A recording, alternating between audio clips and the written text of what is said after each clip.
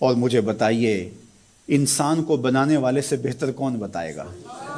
قرآن بتاتا ہے، کیا بتاتا ہے؟ وَغْضُضْ مِن صَوْتِكَ، اپنی آواز کو پست رکھو۔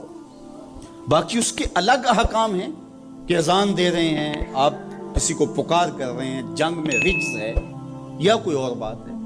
ابھی لائٹ چلی جاتی ہے اور دور تک لوگ بیٹھے ہیں تو مجھے لامحالہ طور پہ اونچا بولنا پڑے گا۔ میری آواز اونچی ہے تو میں کوشش کروں گا آخری شخص تک آواز پہنچے، وہ ایک الگ بات ہے۔ لیکن اب یہ آواز ایسے ہی سب تک پہنچ رہی ہے، تو ان آداب کو جب ہم سمجھتے نہیں ہیں تو اپنی بات کو اچھی، کچھ لوگ سمجھتے ہیں کہ زور سے بولیں گے تو لوگوں کے اندر بات اترے گی، ایسا نہیں ہے۔ بات زور سے بولنے سے نہیں اترتی، بات دلیل سے اترتی ہے۔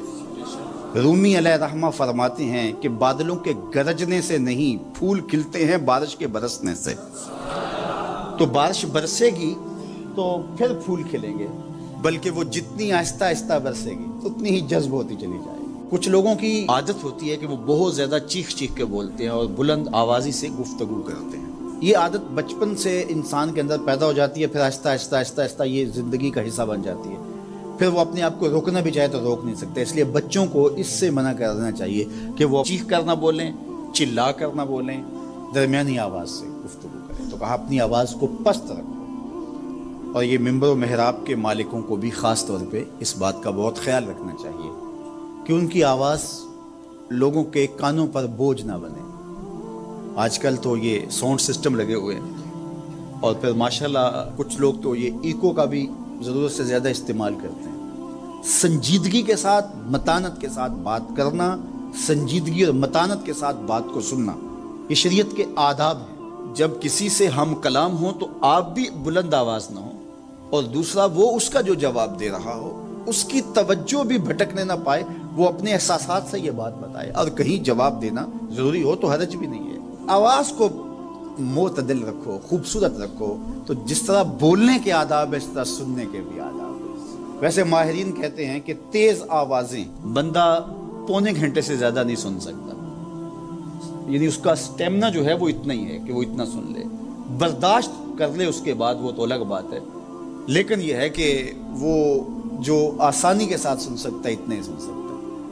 تو اس لیے یہ جو لیکچر بھی ہوتے ہیں جو دنیا کی بڑی یونیورسٹی ہیں، وہاں بھی انہوں نے لاکھوں روپے دے کر کے دنیا کے ماہرین بلائے ہوتے ہیں مختلف مضامین پر، لیکن پیریڈ کا دورانیہ یہ نہیں ہوتا وہ 3 گھنٹے کا لیکچر دے رہے ہو۔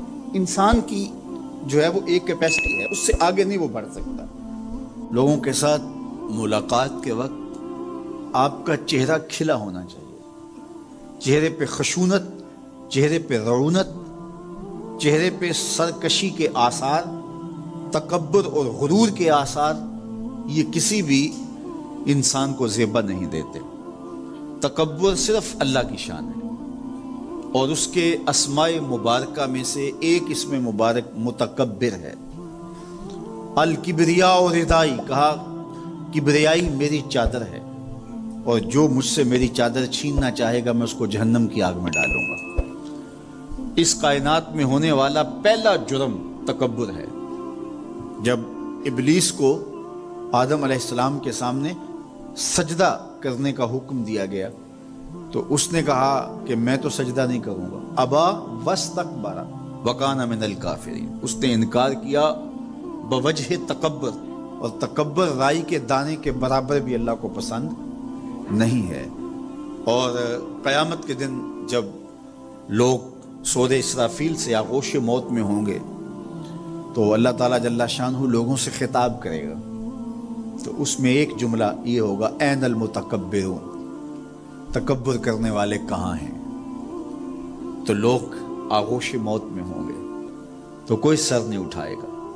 اللہ فرمائے گا این الملوک، بادشاہ کہاں ہیں؟ کیونکہ زیادہ تکبر بادشاہوں میں، حکمرانوں میں ہوتا ہے۔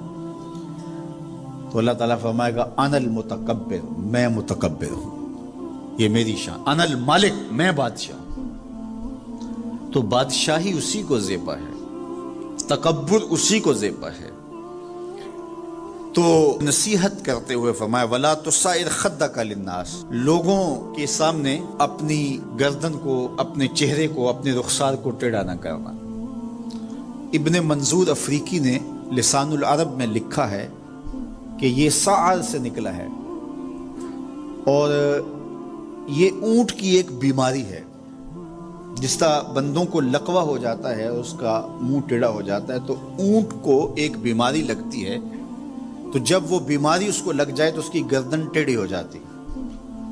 تو عرب کے محاورے کے مطابق قرآن نازل ہوا ہے، تو اشارہ کیا کہ جس طرح اونٹ کی گردن ٹیڑھی ہو جاتی ہے تو تکبر کی وجہ سے تمہارا چہرہ بھی ٹیڑھا نہ ہو جائے. یہ تمہارا چہرہ اچھا نہیں لگتا، اس پہ خشونت، اس کے اوپر غصہ، اس چہرے کے اوپر جو ہے وہ وحشت اچھی نہیں لگتی. اس چہرے کے اوپر تبسم اور مسکراہٹ اچھا لگتا ہے. یہ چہرہ ہنستا ہوا گلاب جیسا ہی اچھا لگتا ہے. تو اپنے رخسار کو ٹیڑھا نہ کرو، اپنے لہجوں کو خوبصورت بناؤ، آنے والے سے خندہ پیشانی سے ملو، اور لوگوں کے ساتھ تمہارے رویوں کی خوبصورتی تمہارے چہروں سے دکھائی دے. علامہ آلوسی کہتے ہیں کہ بعض کا بندہ کسی کے سامنے بچ ہی جاتا ہے. عجز، عاجزی، انکساری یہ انسانی وصف ہونے چاہیے، لیکن کسی کے لیے اس طرح انسان بس جھکتا ہی جائے کہ اس کی عزت نفس بھی باقی نہ رہے اور وہ احساس کمتری میں مبتلا ہو جائے، تو یہ بھی انسان کے لائق نہیں ہے. تو رخسار کو ٹیڑھا کرنے کا جو ہے وہ مفہوم یہ ہے کہ آپ عجز اختیار کریں، لیکن اس عجز کا یہ مفہوم نہ ہو کہ آپ کی عزت نفس مجروح ہو جائے.